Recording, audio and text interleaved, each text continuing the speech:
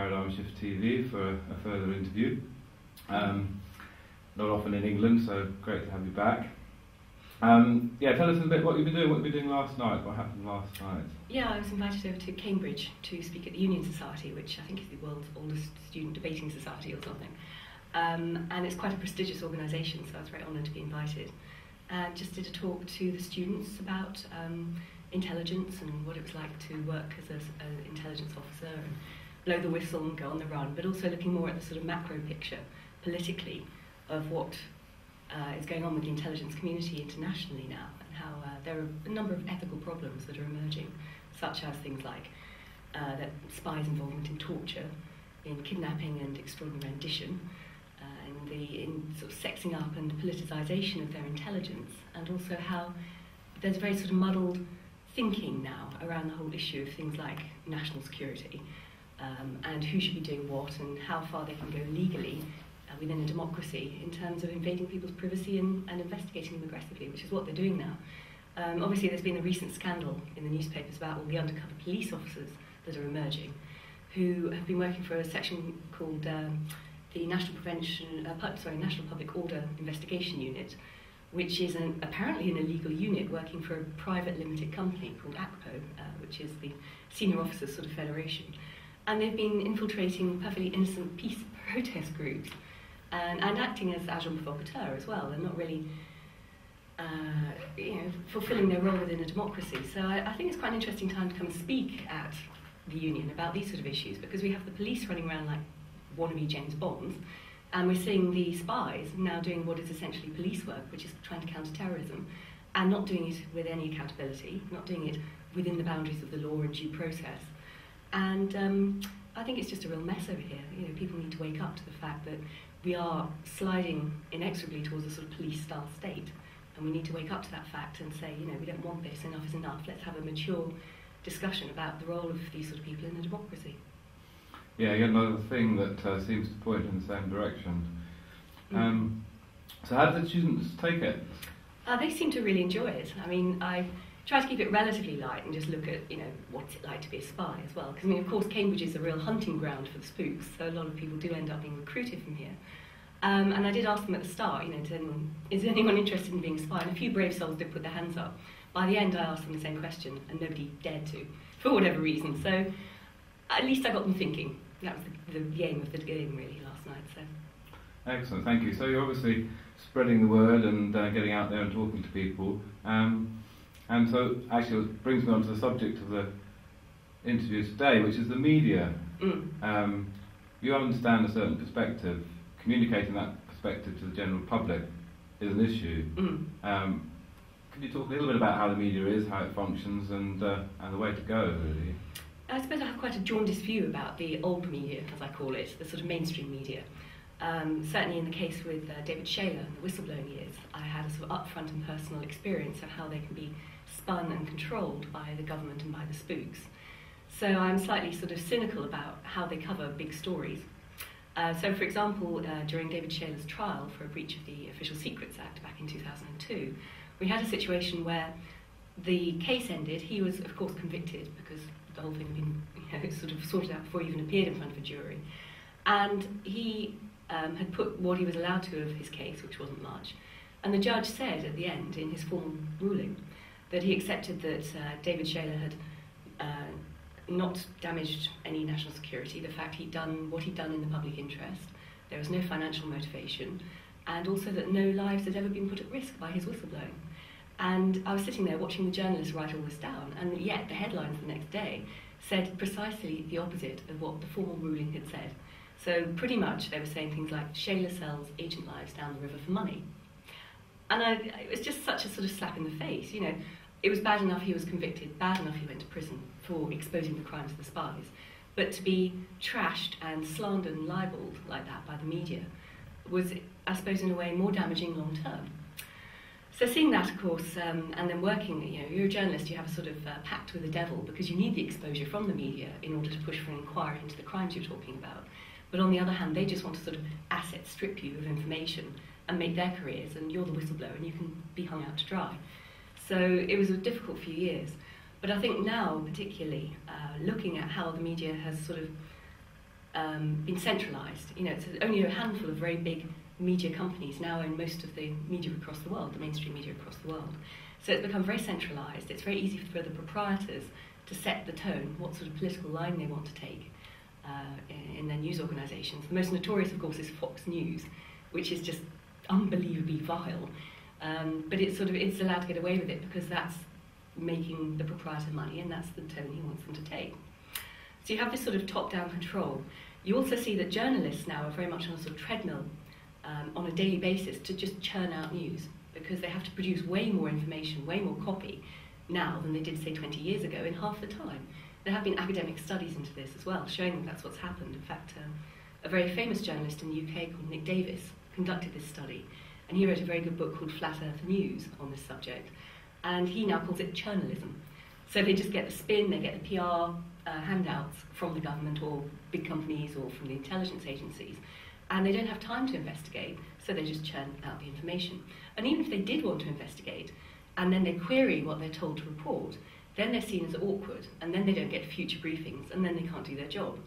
So it's a sort of carrot and stick form of control over the journalists themselves, which is another problem in terms of media reporting.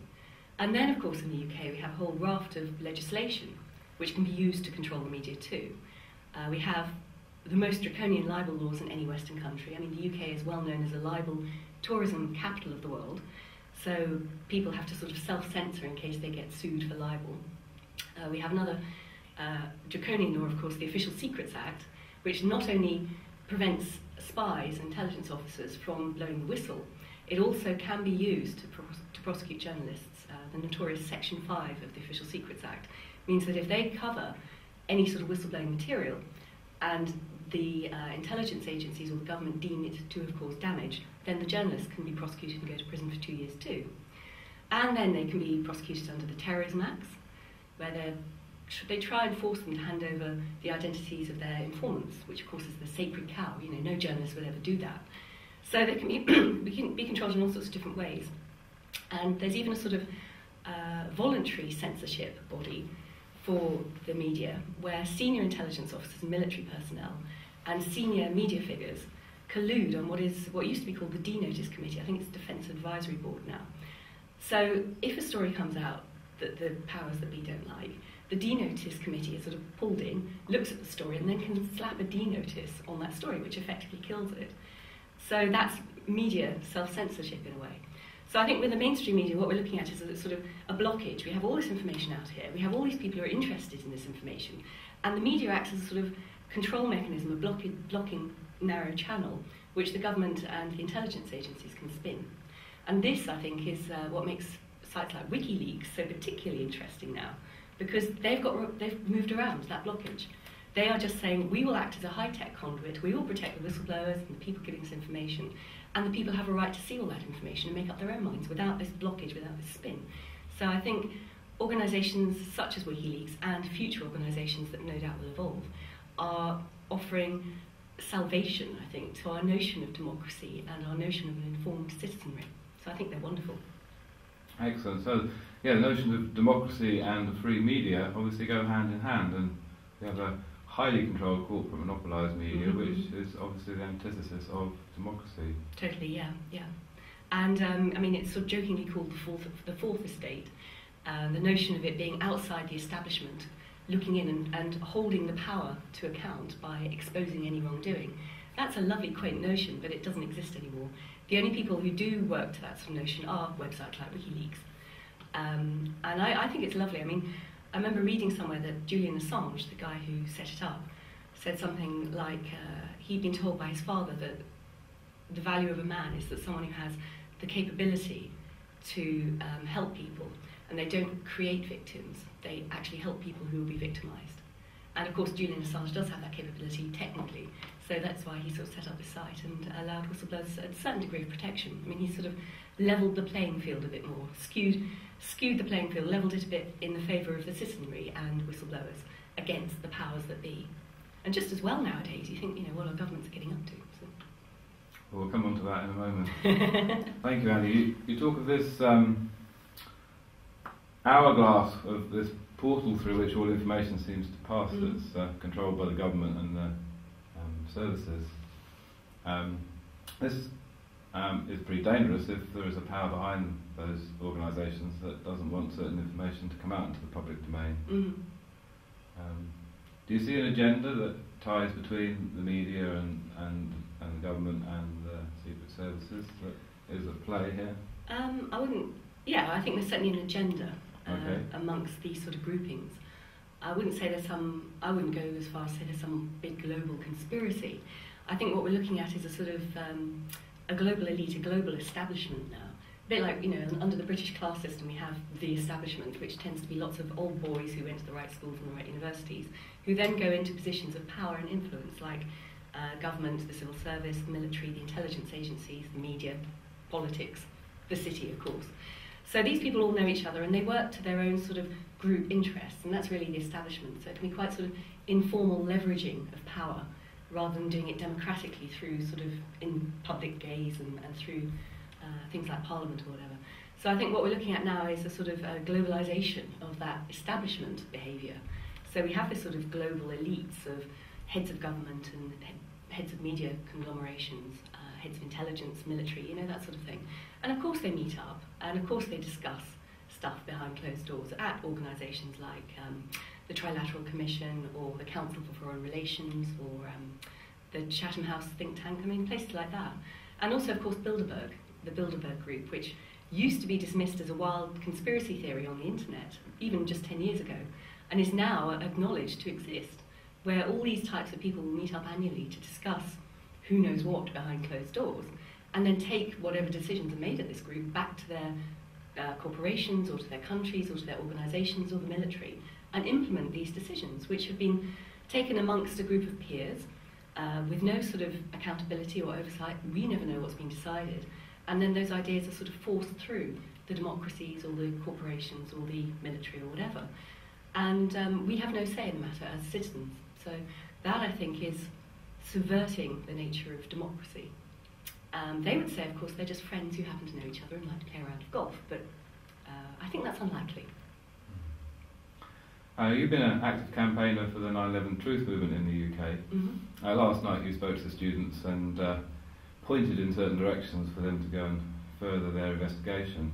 I'd just like to ask you today, what is your personal opinion on 9/11? Who was responsible? I don't speculate about who was responsible for 9/11. All I do is campaign for a new inquiry and also use it as an example of where these sort of interests meet, potentially meet, sort of overlap. Because I think no matter what the truth is behind the events of 9/11 itself, what I campaign around mainly is how it's been misused since. 9/11 is the justification for all those illegal wars in the Middle East, which has led to the maiming and killing and poisoning and displacement of so many millions of innocent people. And also, of course, it is the justification for the war on terror. The world changed on 9/11. That's what we're told virtually on a daily basis by our governments and by our media. So we have to acknowledge that we live in this atmosphere of endemic and perpetual fear. And then, of course, they push through loads of new legislation to take away all our freedoms. So it has worked, whatever happened on the day, or whoever planned it, it has worked wonderfully well for the powers that be. And they have a will to power, and they will use it. And as soon as powers take control, it's very difficult to get them to relinquish it. The history of our fight for basic human rights over the last 500 years in the West has been bloody and long and protracted. But we got there, and we managed to establish certain equalities and protections and freedoms, which were then, of course, enshrined in 1948 with the Universal Declaration of Human Rights. And that was put in place, of course, because everyone was so traumatised by the horror of what had gone on in the Second World War.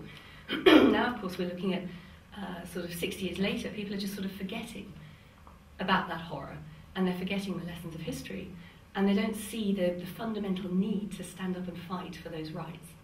So I think 9/11 can be a very key event in highlighting why we need to be aware of our rights and our heritage in the West, and to continue to fight to spread those sort of values as widely as possible for everybody's benefit. Thank you, Annie. I understand you're not prepared to speculate on who's actually behind 9/11, but I wonder whether you could spend a few minutes just taking us through some of the major evidential facts that substantiate the need for further investigation. Well, I mean, there are millions of concerned citizens around the planet now who question the official account of 9/11, and many, many good grassroots activist movements. But also, of course, now there's a whole array of different professional organisations of experts in specifically relevant fields that question the official account. I mean, most notably probably is the Architects and Engineers for 9/11 Truth, which was set up by architect Richard Gage, and now has, I think, over 1,400 professional architects and engineers around the planet who have signed up to say that the collapse that we're told, the method of collapse that we're told happened to the 3 towers on 9/11, not just the Twin Towers but Building 7, it could not have happened in the way that the American authorities have said it did. So they're questioning that just on the basis of pure physics. And, you know, who's going to argue with science and scientists arguing about this stuff? And of course also there are scientists for 9/11 Truth, which comprise some very eminent physicists and chemists, particularly Dr. Niels Harrit, who's done some research into establishing that there appears to be the presence of a very high-tech explosive in the residue of the towers called nanothermite, and he's a world-leading expert on nanotechnology. So yes, the collapse of the towers is interesting. There is also another group called Pilots for 9/11 Truth, who query the flight paths and the capabilities and the manoeuvrability of the planes that were alleged to have taken place that day, particularly around the Pentagon. There are lawyers, there are doctors, there are firefighters, there are intelligence officers, all coming out and saying, look, we don't agree with the official account. Perhaps most interesting, there's also political leaders for 9/11 Truth, where we've got some very senior politicians and former politicians saying, look, we disagree with how the official account has been used to justify all these terrible things since the attacks. So therefore we think we have a duty as governments to actually get to the bottom of it, not just for the victims who died on the day, the 3,000 people, not just for the families who are grieving, and the first responders who went in to try and rescue people and are now suffering from all sorts of terrible health problems because they were lied to about the safety of the air at the site, but also for the millions of people who have been killed in the following wars, the ensuing wars. So just to get to the bottom of what happened is crucial for everybody. You know, it affects everybody around the planet, not just the Americans, not just the people in the Middle East. So there's a whole array of different professional groups that are calling into question the official account. And I would say that actually one of the key facts that interests most people is the collapse of the towers, because, you know, it's pure science. You can't argue with science, but the American government tried to. Well, you know, William Rodriguez, he bears eyewitness testimony to explosives going off before, during and after the plane hit. Yeah, no, absolutely. William Rodriguez is amazing. I mean, he was the last man out of the Twin Towers to survive. He was buried alive after they collapsed. He's also a recognised American hero, of course, because he had a master key to the complex, which allowed him to open a number of security doors to help the firefighters rescue people who were trapped before the collapse of the building. So it's quite an amazing story. I mean, he speaks still all over the world about his experiences on the day, and his work as the president of the Hispanic Families Victims Group. And he is not convinced of the official account because he and other people whom he has worked with and tracked down since, other survivors, did hear massive explosions in the basement of the North Tower before the first plane impacted. And it sort of, it pushed them up, they were in the basement too. I was supposed to be there at 8 o'clock in the morning every day. I called my supervisor because I was not going to work. I was going to take a sick day. Made it there at 8:30 in the morning. Go straight to the lobby, down to the basement. The building has 6 sub-levels of basement, B1, B2, all the way down to B6. Basement 6, basement 5, all the way up to basement 1 were all Port Authority areas. Some of them have parking for tenants, some of them have storage. B1 office, B1 level, is what they have the support office for my company, the cleaning company, American Building Maintenance. So I was talking to the supervisor, and at 8:46 we hear boom! An explosion so hard that pushed us upwards in the air, upwards. And it came out from below us, from the mechanical room that was right below us. And it was so loud and so powerful that all the walls cracked, the false ceiling fell on top of us, the sprinkler system got activated, and everybody started screaming so loud because they didn't know what was going on. And the first thing I'm going to say is that a generator just blew up on the B2 level, the level below me. And everybody's screaming. And when I'm going to verbalize it, 6 to 7 seconds after, we hear, "Bah!" The impact all the way on the top of the building of the plane. Two different events separated by almost 7 seconds, separated by time. So this testimony was never included in the official inquiry. I mean, the whole structure of the way the official inquiry worked was just rigged. I mean, people like William and other family members had to push and push for over a year to get an inquiry into the biggest terrorist atrocity of all time anyway, which is ridiculous. And then the terms of that inquiry were so sort of hidebound by arch neocon Philip Zelikow that basically when the inquiry got together, they'd already been given a list of the areas they were going to report on. So, for example, they didn't look at who made huge amounts of money by betting on the collapse of the stock options of American and United Airlines, because they said, well, it doesn't go to Al-Qaeda, therefore it's not relevant to this case. Now, talk about illogical investigation. You know, if there's any crime and money is made on it, that's usually a good bet that someone who knew about it, you know, who's making the money might be involved in it. And they're just saying, well, it doesn't fit with our preconceived idea of what happened, so we're not going to look at it. It's crazy. So yes, the whole thing was rigged. And the testimony of William and many other survivors was completely ignored. And I think he still does amazing work, speaking out about this around the world. Well, you've had eyewitness experience of false flag, inside job, state-sponsored terrorism, and 9/11 appears to bear all of those hallmarks. It's an interesting one, isn't it? Once you are aware that false flag terrorism exists, and it is a historic reality. I mean, you know, let's not be naive about this. All intelligence agencies use it because it's an easy way of getting the results they want. Then, of course, you've got to speculate that it could be something similar on 9/11. But that would be, as far as I'm concerned, for a proper independent and potentially international inquiry or truth commission or reconciliation committee or something like that to get to the bottom of. I mean, it is fascinating, the whole subject, to look at, but I think if you start discussing the ins and outs, it becomes a hobby. And actually, it's too important to just be a hobby. We need to use it as one of the key linchpins of campaigning and activism to get people aware of the serious ramifications since and to try and put a stop to some of the awful consequences of 9/11. So I think, yes, investigate, and it's great just to get people thinking about all these issues again. That's fantastic. But let's use that and use what's happened since to try and reverse some of the bad that's been done. So I'd like to ask you about the importance of activism. You are a committed activist, doing what you can to awaken people to these realities. What can the ordinary person do? Well, that's the difficult question, really, isn't it? Because I think the magnitude of what we're up against is just so huge. It can be very disheartening. But I think, you know, certainly start reading around all these issues for yourself. Don't believe just what the mainstream media tells you. Or at least, you know, keep informed of what they tell you, but then read around the issues and try and get to the bottom of it yourself, and then sort of spread the word within your local communities. I mean, that's a good start, but it's also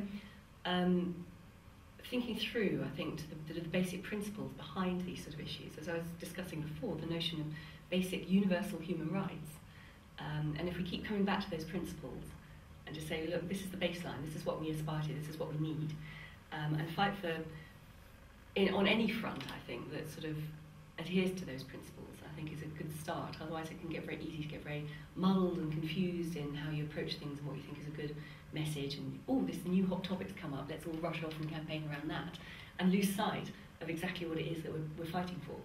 So I think always take that sort of intellectual step back, and just, you know, I think a lot of activists get very committed to their particular viewpoint, and they don't like it when other people question them, and then we end up with lots of fights and splits and dissent and arguments and accusations, and that's just so counterproductive. And it might well be that some people are sent in to do that, you know, like this undercover police unit, but the old role of divide and conquer is just, you know, still alive and kicking. So we need to guard against that and, you know, treat each other with respect but keep working forwards, keep moving forwards. But yes, it's a difficult one because we're notionally still within a democracy. So people say, oh, well, write your MP, do this, do that. But I mean, our political system is effectively broken. And I think it's got to be more direct action. And also more independent media. I think that's really, really key. Because at the moment, you know, we have this bottleneck of the old media. The internet has been such a boon for spreading good ideas and helping to organise activists and just getting the word out. You know, films and independent channels and YouTube and everything is fantastic. I would suggest, though, that activists need to sort of sharpen up in terms of their internet security. Certainly, start using things like open encryption, PGP, OpenPGP, and not organise stuff on things like Facebook and meet-up groups and, you know, all that sort of stuff, because you're just handing all your information on a plate to the powers that be. It's not that you're doing anything wrong, but you're giving away your game plan, you're giving away your thinking and your strategy, and that's what intelligence agencies hoover up, that's their bread and butter. So I think it's vital that we all sharpen up and just, you know, give them a run for their money. Excellent. Well, here at Paradigm Shift TV, we endeavour to get many uncensored, cutting-edge documentaries out on the Sky platform. Yeah, and excellent. We hope to continue to do that. What are your plans to develop your media aspect? How are you going to get yourself out there a little bit more? What's your next stage? You've got your website. I do, my website, yeah, that gets followed. Oh, and I've got, you know, I mean, I do use the old social networking stuff like Facebook and Twitter and everything because it's useful to put information out there. Yeah. But I certainly don't use it to flag up my plans and what I'm about to do. So yeah, I do use that. I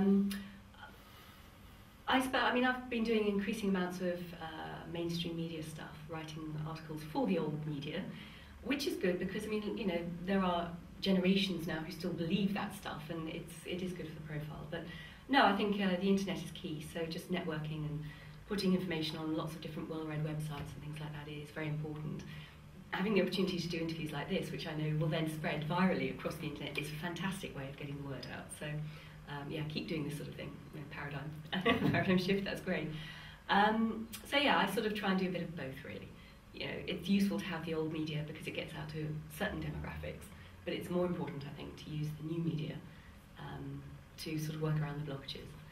And as I said, I mean, whatever happens to WikiLeaks itself, I think, you know, other sites will spring up doing that and more in the future. So we just need to support the people who can do that sort of thing.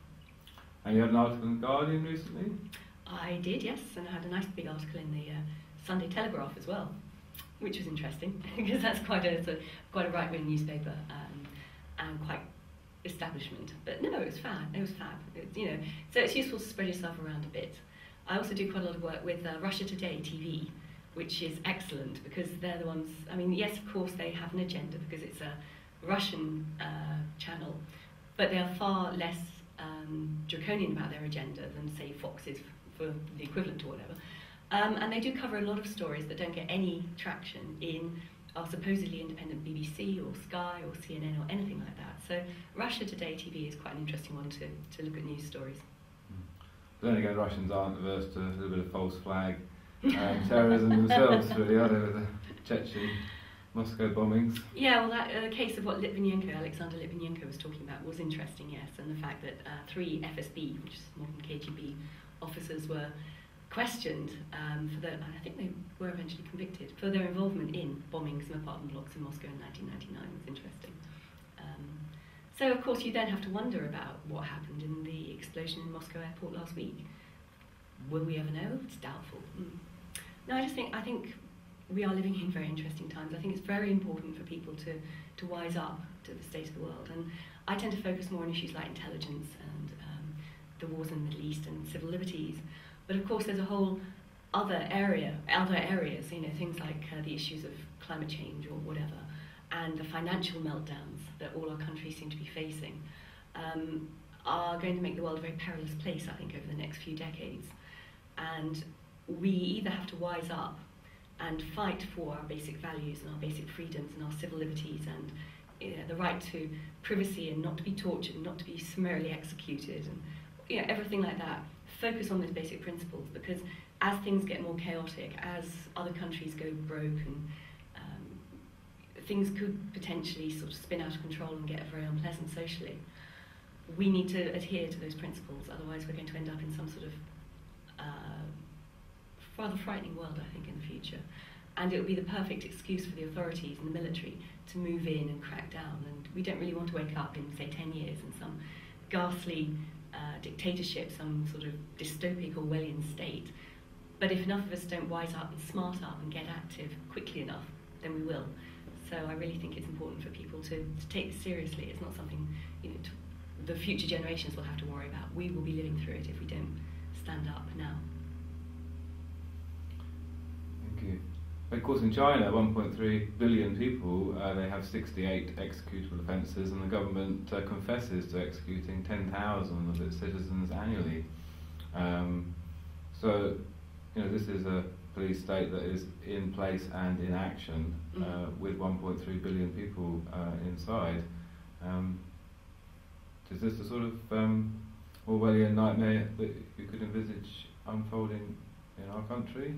Well, it can happen in many ways. I mean, obviously China is going to be the new economic superpower. America is now broke, can't even service its own debt, and it exhibits all the problems that the former Soviet Union exhibited just before it crumbled. You know, militarily overstretched, corruption. But of course, America is in an even worse place because it doesn't have that sort of communistic, socialist infrastructure that Russia had, which at least meant that most people could keep a roof over their heads and, you know, grow basic food when the whole state fell apart. Whereas in the United States, they don't have that sort of infrastructure. So if the United States starts to go bust rapidly and people start rioting on the streets, I think that could very swiftly move into a sort of a similar sort of scenario to China, where you have this sort of very wealthy, very powerful governmental elite type class with all the military muscle and the rioting mass of people who are starving, and they will just crack down. So yes, it could end up a bit like that. And potentially some areas of Europe. I think we're probably better entrenched in democracy and infrastructure, no matter how broke we get. I don't think it's going to get quite so violent, but yes, we need to keep an eye out. So we talked about the Bilderbergers, false flag terrorism, and the moving forward of the military-industrial complex, and the situation that we're finding ourselves in now. How can we put a stop to this, Annie? I wish there was an easy answer to that one. We're looking to you. Well, I think, as I mentioned before, we all need to smart up and get active and get informed. And also just work out, you know, stick to our basic enlightenment principles. And if we lose sight of those and the basic concept of rights, then we're going to be screwed, because we just end up with more and more muddled thinking, sort of polarization of competing groups. And, you know, we're all the same under our skin. We're all human beings with the same needs and wants.